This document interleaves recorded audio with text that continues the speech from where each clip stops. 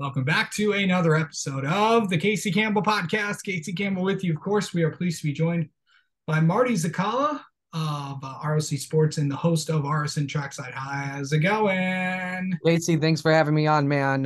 It's a brand new year. It's officially the first NASCAR race week of 2023. Been ready to get the ball rolling here for a couple of weeks now. It's great to get back in the grind of things. Yeah, man. It should be exciting. But before we get to that, let's talk about that Rolex 24 finish. How about that?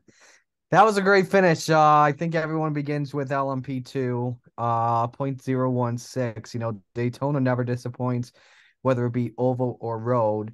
If you're a regular IMSA or sports car fan in general, that finish definitely takes you back to the 2008 summer race in Grand Am at Daytona when Scott Pruitt and the Chip Ganassi racing, I think it was the '01, defeated whoever was driving the Gainesco number 99. And that was a terrific finish. Both of those watching live, of course. So fun to watch there. And then, of course, everyone talks about DPI and the Meyer Shank Acura taking their second straight win. Elio with his third straight Rolex 24. The ageless Elio Castroneves, as Lee Diffie called it, just continues to show up big in these huge race events, whether it be the Indy 500 or the Rolex 24. Man, we're going to be talking about Elio Castroneves once he officially calls it quits in racing as the man to win all these huge races, shows up when the time's right. Yeah, for sure. It's definitely it was definitely fun to see. Definitely fun to see those Acuras out there too. And by the way, congrats to all the cool winners in all the classes yesterday. So let's get into this. Obviously, it's beginning of a new season. Obviously, lots of testing taking place today. Actually, the Xfinity cars are testing today in Charlotte. Obviously, as of right now, they're still drying the track from all the rain that the North Carolina area got last night. But yeah, they're gonna test the cars. Got a chance to talk with a few of the drivers that'll obviously that will be in the Xfinity series this year. It'll be fun to see those guys out there again. Should be exciting. And we got, of course, the Garage 56 test is Tuesday, so that's going to be fun to see Jimmy Johnson, Mike Rockefeller, and Jenson Button out there in that Garage 56 entry that'll compete in Le Mans. And then we got Indy cars that are going to be testing at the Thermal Club this week. Absolutely. And, beginning off here, first off with the NASCAR testing, it was great to see NASCAR test out a smaller spoiler. I don't think a lot of fans were really happy, or same with the drivers, with the short track aerodynamic package, as we always call it here these days. With the bigger spoiler, it was just tough to pass. Before we swapped from the Gen 6 to the next gen, the low downforce was the way to go for these short track slash low banking road course facilities. And so it's really good to see NASCAR test out this low downforce package. I think NASCAR is going to make a change before we enter Daytona 500 weekend to try and put it in effect beginning with, let me see if I can pull up the 2023 NASCAR Cup Series schedule here. I think it's Phoenix would be the Yeah. first race they would do it, so I get why they would test it there. Obviously you won't put a small spoiler for the LA Coliseum with it being race week. So but I like what they tested it out. I think Chase Briscoe, when I asked him about it, he definitely agrees that NASCAR made a good idea. I can't remember the exact quote he said. You can check it out on my Twitter page at Marty Czekala for details on that. The mufflers, I could care less on whether they put mufflers or not. They'll sound the same. They'll still sound cool, regardless of that. I like what NASCAR's been doing when it comes to getting ready for 2023. Looking forward to the other parts. What was the other parts of your discussion? So we got Garage 56 testing Yes, I Tuesday. wanted to mention that as well. We saw the driver lineup. I love it. Jimmy Johnson, Mike Rockenfeller, both of those were expected.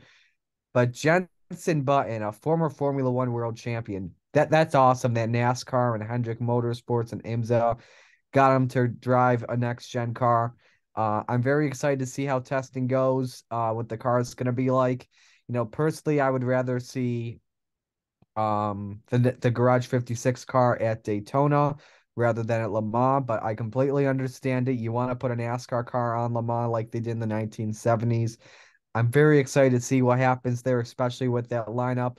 Do I think it'll be as fast as a GT3? No. Is it going to look cool on the track to see a NASCAR go for one entire day, twice around the clock? Heck to the yes. Yeah.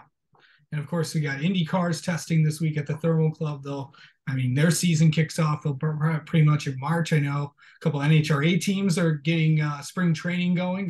Got a couple of those drivers on here the past few weeks. So that's going to be exciting as well. So let's talk about this LA Clash. Going to be a lot of things that are going to be changing there. But what are we going to expect when we go stadium racing once again?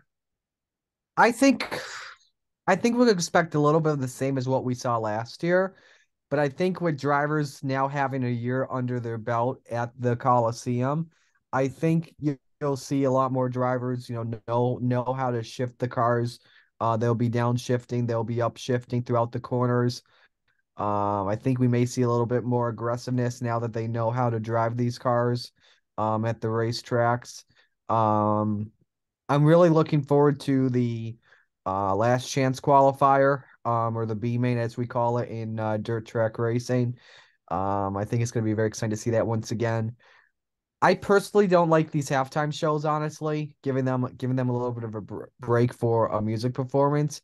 I do like the segments though. It makes it fair enough. But it's I'm very excited. I hope there's another great turnout like there was last year. NASCAR's been doing a good job promoting it once again. So definitely looking forward to the Clash once again. Heck, any Clash in general gets you excited because that's when you know the Daytona 500 is just around the corner. Yeah, of course. So it's going to be a big few weeks for Fox as well. Of course, they just had the NFC Championship game on Sunday. Of course, they'll have the Super Bowl coming up in a few weeks. By the way, who's your pick for that? For the Super Bowl or for the Clash? Well, both. We'll get to the LA Clash. Give me the Eagles in that one. The Eagles have not lost with Jalen Hurts all season.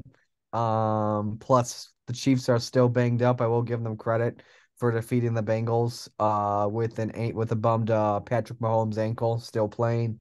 But give me the Eagles in this one for their second Super Bowl championship. Alrighty then. So let's go into who you think's going to be. Before you make your pick, just tell me who you think some favorites are going to be and some storylines to watch out for in just the Cup Series overall. I think for the 2023 Cup Series overall, there are going to be a lot of things to watch out for. I think the ones I'm watching out really closely, I'm going to start things off here with Ross Chastain. DraftKings entering the season had him as a 150 to 1 driver to win the Cup Series championship. And he pretty much defied those odds and put Trackhouse Racing in the championship for. It was amazing to see him do it. Chastain is got really high expectations under his belt by Justin Marks and Pitbull and by the fans overall as we begin 2023. I'm also looking forward to seeing how Tyler Reddick does with a brand new team. Both Tyler Reddick and Kyle Busch, they pretty much just traded manufacturers. Of course, Reddick's in a Toyota. I think he's going to bring a lot to 23XI Racing, get a couple wins under his belt. And then Kyle Busch, everyone, I don't think last year saw it coming that he would be at Richard Childress Racing in the next 365 days, aka today. It's going to bring a lot to the table for Rich RCR and see if they can get the team a couple wins under the belt, just like what Tyler Reddick did for the team last year. And then finally, I think I had one more storyline, and it was related to a silly season change as well. Those are the ones I have off the top of my head at the moment.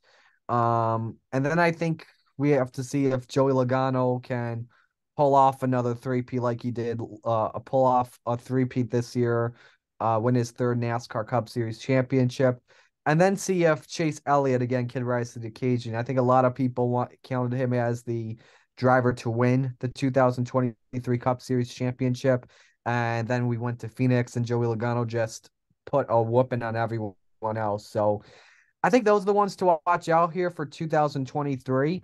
when it comes to the races, and I know I'm talking a little bit too much here. When it comes to the races, I think everyone's looking forward to seeing how Chicago's going to go for that street course. We of course NASCAR's never been on a street course with the exception of the Penny Series when they go to Toronto. I think they may learn a little bit from that. It's going to be completely different from 90-degree corners like you see at Watkins Glen, as the Glen's a lot faster than Chicago. You're going to be doing a lot of harder braking on the streets, entering the corners. But I think it's going to turn out really well, not just for the race, but for the event as a whole. Julie Geese's brought a lot of musical performers to that weekend, a lot like what IndyCar does at Iowa. So I think that's going to be the biggest race I think everyone's really has circled on their calendar. Will Chicago be a success or not? Yeah. All right. With all that, who do you pick for the LA Clash?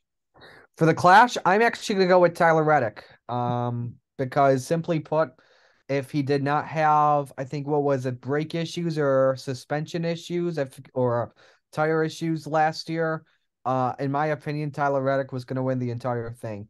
Because he had led pretty much every lap in that race. Um, I know it's probably going to be a surprise to many, especially winning in a 2311 car, but it's Tyler Reddick. He's gonna have a I think he's gonna have a big breakout year for him. If he doesn't win, I'm gonna go with the guy that's now in the number 8, and that of course is Kyle Busch. All right. Yeah. I'll reveal my picks later. All right. Well, All Marty, right, thanks as always for coming on, bud. We'll couple talk. more things Okay. before we leave. What's up? RSN Trackside begins this Wednesday on the Rock Sports Network Facebook page.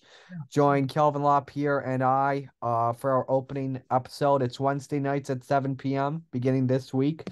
We'll preview the NASCAR Cup Series season, give our predictions on what we expect this season, and a whole lot more. That show brought to you by Bob Johnson Auto Group, Lattimore Physical Therapy of North Charlie, and Bill Grays. Looking forward to that. You can follow me on Twitter at Marty Czekala, Czekala, as I have a lot of stuff going on, of course, outside of racing, a lot of play-by-play broadcasts I'm doing, and I'll post broadcast links to whenever I'm calling a game or announcing a race, etc. Sounds good, man. We'll have you on. We'll have you on in a few weeks because, of course, when Daytona rolls around, it's time because obviously that's when Xfinity for trucks and ARCA as well. That's when all that starts. That's when everyone begins their.